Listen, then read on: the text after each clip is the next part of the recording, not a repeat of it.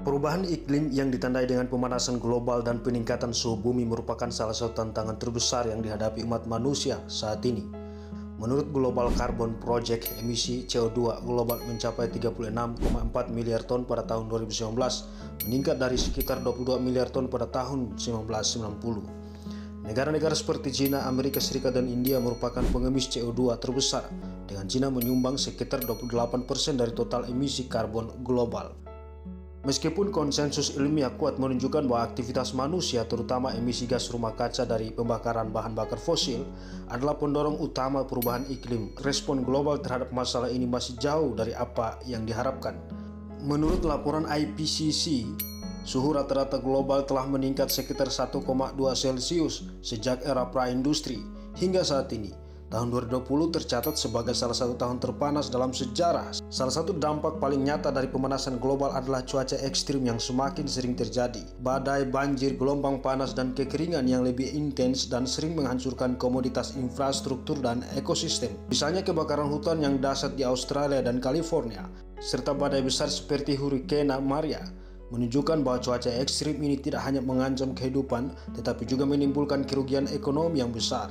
National Oceanic and Atmospheric Administration melaporkan bahwa frekuensi dan intensitas kejadian cuaca ekstrim seperti badai, banjir, dan gelombang panas telah meningkat secara signifikan dalam beberapa dekade terakhir.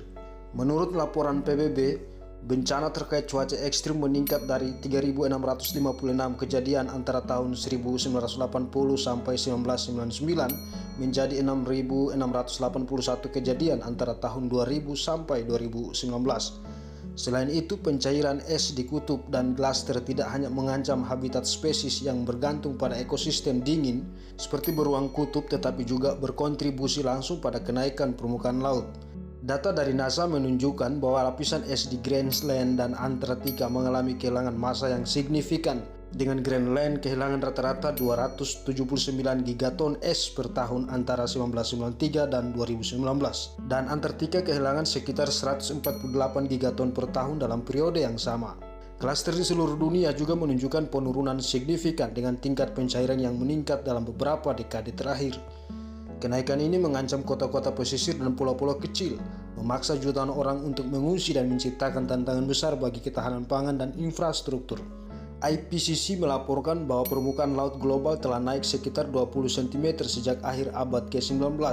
Dengan percepatan kenaikan dalam beberapa dekade terakhir, proyeksi IPCC menunjukkan bahwa permukaan laut bisa naik antara 0,3 hingga 1,1 meter pada akhir abad ini, tergantung pada skenario emisi yang diikuti. Meskipun bukti dampak perubahan iklim sangat jelas, tanggapan global cenderung lambat dan tidak memadai.